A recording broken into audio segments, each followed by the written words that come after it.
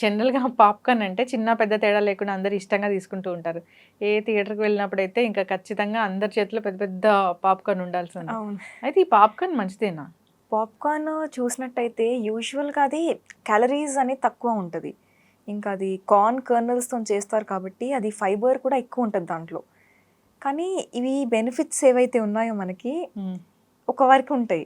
ఇప్పుడు negative benefit health problems అని చూస్తే దీనికి ఏమవుతదంటే, ఇప్పుడు మైక్రోవేవ్ బ్యాగ్స్ ఏవైతే ఉంటాయో పాప్‌కార్న్ చేయడానికి యూజ్ చేస్తారు కదా! హ్మ్. దాంట్లో పర్‌ఫ్లోరో ఆక్టనోయిక్ యాసిడ్ అనేది ఒకటి ఉంటదనమాట. హ్మ్. అది ఏమవుతదంటే పాప్‌కార్న్ కుక్ చేస్తున్నప్పుడు దాంట్లోకొచ్చేస్తది. ఓహ్! అది కెమికల్. అది మొత్తం డిస్టర్బ్ చేస్తది మన స్టమక్‌లోకి వెళ్ళిన తర్వాత. హ్మ్.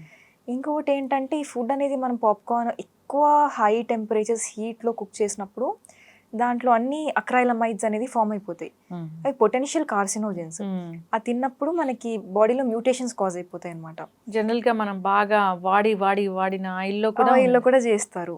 అట్లా చేసినప్పుడు కూడా ట్రాన్స్ ఫ్యాట్స్ ఉంటాయి కాబట్టి మనకి డెఫినిట్‌గా బ్యాడ్ కొలెస్ట్రాల్, హ్మ్. ట్రైగ్లిజరైడ్స్ ఇవన్నీ వచ్చేస్తుంటాయి.